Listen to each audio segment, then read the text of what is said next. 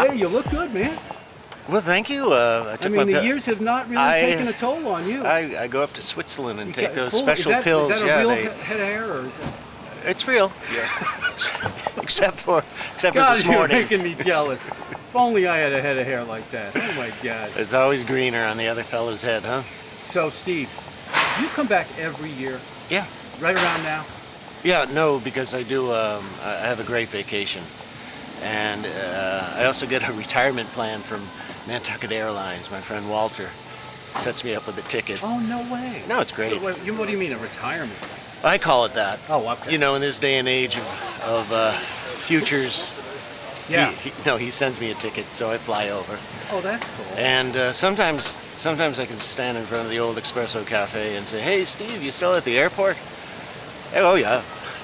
Having left 10 years before that. It's been that long. You lived out here for how long? For what? 1 year, 3 years, and then 8 years. And then I was working at the airport, and I got a trip over to Paris, and I met a friend of a friend. He says, "We need teachers of English, and you look Irish. Can you get an Irish passport?" It all worked out. My life changed. But very interesting. There's no work in the summertime, so the airlines let me take an ID and do the Bubba deals on Continental for $50. It was great. I didn't have much, but I had this place and that place. That's pretty good. When you say you have this place, do you have a house here? Oh, no. No, you come just to visit. No, friends Paris wants you, it keeps you. Nantucket wants you, it lets you stay for a bit, you know. And it always works out. So how is Paris? I mean, how do you... Yeah, I'm a guest. I've been there 15 years full time, and I never view it as, you know, I'm there. You learn a language when you're very little. I learned it later in life, and I respect it. They're very closed. You can't go to them and say, "Hey, what do you think of the Red Sox?" But if they take you in, they're very good. They're very cordial. Yeah. The rudeness is sure that around the tourist areas, the waiters are there for life. They don't care. The tip is there when you walk in the door. That, you know, okay. I'm not Michael. "Oh, you look beautiful tonight in New York City." I'm your best friend. They don't care. But for the most part, it's a great place to live. I've been there. I've been fortunate to teach at one particular business university for 15 years, and it's never boring. It's a mystery. It's a fight. Sometimes just a fight with the Rudies. You know, they call the Frenchitude. But I'm never bored. The rude people. Frenchitude. Oh, okay. The Frenchitude. The French attitude. Oh no, you battle with them. You have their customs, and if you walk in the door and you're looking for something, and they go bonjour. I go, well, you know, they're waiting for me to say it, and they. Do they say that to you because you're a foreigner? Oh no. They're saying it to me because I didn't follow the French protocol of there's etiquette here to follow, and I didn't quite do it like that. So, but you pick it up, and it's a great place. I teach management. I have an MBA from Suffolk University, and I just landed into this nice situation and filled in, got a contract, 10 weeks paid vacation. I love socialism. Free bicycles on the street in front of my house. Unreal. But, you know, I'm never going to be there. I don't particularly care. But it's so intriguing, I can't. A teacher left. I had to fill in for the French Culture and Civilization class. So the Irish guy from Boston has turned into Sheldon Cooper, the culture nerd, and it's great because I'll have. What kind of culture are you? Well, they threw me into this class, I had no basic history. I only had my sense of what I knew and like about Paris, and I built on that. And so I'll have 60 kids. Like? I'll have 60.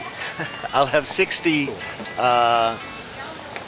students with from 60 from all around the world, and I'll just typically walk around. I'll give them a lecture on the Louvre, and the beauty is that I can go to the Louvre right after that, Musée d'Orsay or Sacré-Cœur, and the history's so intriguing to me that I learn it, and I learn it, and I learn it.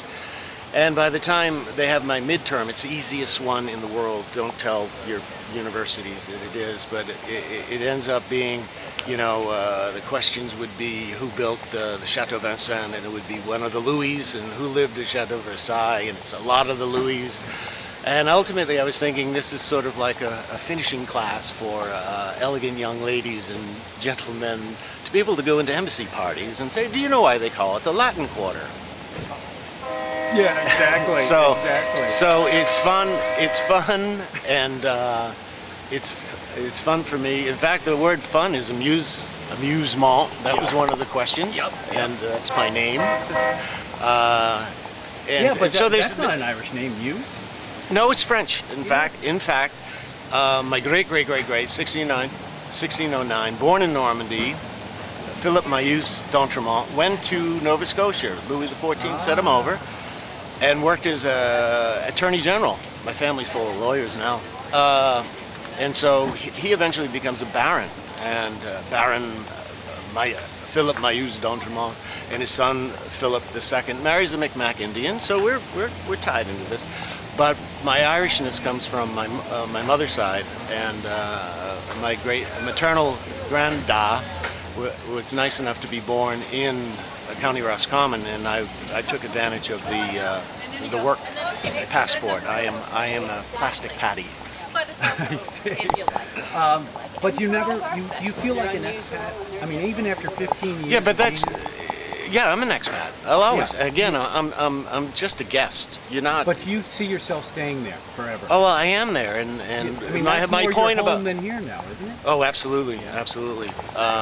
But until it stops being interesting, being there, you just get on a train, you go anywhere. Nothing has ever grabbed my soul, my mind like this place, and permitted me to do stuff that, I have a master's. I taught at the Sorbonne 8 years in a graduate program. I need a doctorate for that, Yeah. So it's sort of if Paris wants you to stay, you stay. And I've seen a lot of people want to stay and cry that they can't leave. But it worked out well. But Nantucket is the same thing. You just keep coming back, and it's still the same. Yeah, exactly. And people recognize you. Yeah. Is it tough to They call me Billy Sherry. Oh, they do? Oh, I can see why. Yeah. Sorry, Bill. I had to let that out. Oh gosh. Is it tough to move there, immigration-wise? Are they pretty tough? Oh yeah, they slapped down when I was there because of the green card. But what if you got married to some? Well, I have. When I first got there, I said, Stephen, if you really want to improve your French, you marry a French woman. And 5 American guys did that, and 5 guys are absolutely fluent in French, but they're divorced and miserable. Oh. So I will take my lifestyle. But isn't that part of the whole French allure? You aren't they? They're always looking for love and their poetry, and it changes all the time. I mean, look at the president that they had, who had a mistress. He was married to a different mistress.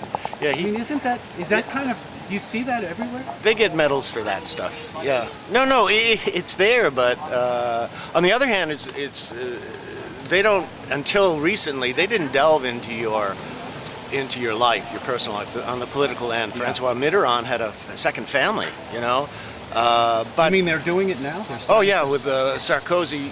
If you want to find a politician's weakness, he was President Bling Bling marrying the top model. And then they got rid of him, and they got Francois Hollande. I actually got to see him with Obama at Normandy. It was wonderful. Oh, you were there for I went to the whole thing. That's nice. And Francois sounded pretty good. I like what he said. Obama, extremely impressive. The whole ceremony, when they were finished, the jets fly over, unbelievable. Yeah. So the political system is such that it was supposed to be a separation of church and state. State and personal life. It's blending. Guys like you with your cameras, they chased the newly elected president, Francois Hollande, on a motor scooter.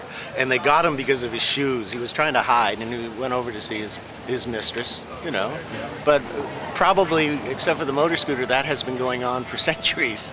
But nobody was there with a camera. It's just out in the open now. It doesn't It's change being the attitude of the it's people, is what I forced mean. out. No, you can get sympathy, but then if they feel that they don't want you, they will use that against you. Right. And so there's no sense of it's politics. They stab you in the back. They do They're the very same thing. proud people, the French. And they should be. They're the size of Texas, and they have major corporations. Airbus is, I know it's a consortium, Sure. but I tell the students, I say it's a unique country. For 2,000 years, since Julius Caesar, people have been coming from Thomas Jefferson, Ben Franklin, to Ho Chi Minh, Ayatollah Khomeini, and you guys. And what is it? Why is it that this is the place that you come? 82 million people visited France last year. It's amazing. And so what is it that people want to, what is it about it that is there? It's unique and it's real, but they're great. They'll create, it's like this place when I was here. You'd have the Christmas stroll festival, and then you'd have this and you'd have that, the City of Lights, and it's great. And so in the spring, they'll have Cannes Film Festival, and the whole world will watch it. Sure. They'll have Roland Garros, and millions of people will watch that, and they'll have the Tour de France. And this is one little country with the whole world watching them, and looking, I was watching it from here, the helicopter shots of the countryside. It's beautiful. You should go visit. It's gorgeous. It is a beautiful It's country gorgeous. with amazing food. Yeah, and the winters. I left here. I couldn't get out of Logan 1st of January. I had to go to Detroit to get out. And then I would watch the weather. Hey, you get slammed with a snowstorm every winter, every week. Over there in May, somebody pointed out. They said, we didn't have a winter. It was sort of dark thing but there was no winter. I don't know what that says about us, but I prefer that than the snow slams. I hear you. So when do you go back? The 26th, I've got a new batch of about 15 Americans I have to go meet and greet So and telling exciting. them. How long are you with I these don't know. students, actually? For how long do they... They'll come for a semester. They come Some for a some will come for 2 terms. and it's about using French? No. You want to go. You want to go to another country. You do want to see how it works. Yeah. If you can in this day and age. Right. And it's a unique. It's Hemingway's Movable Feast. If you stay in Paris for any amount of time, you will carry it inside of you like a movable feast. And so this is what I'm saying. This is what's going to happen to you.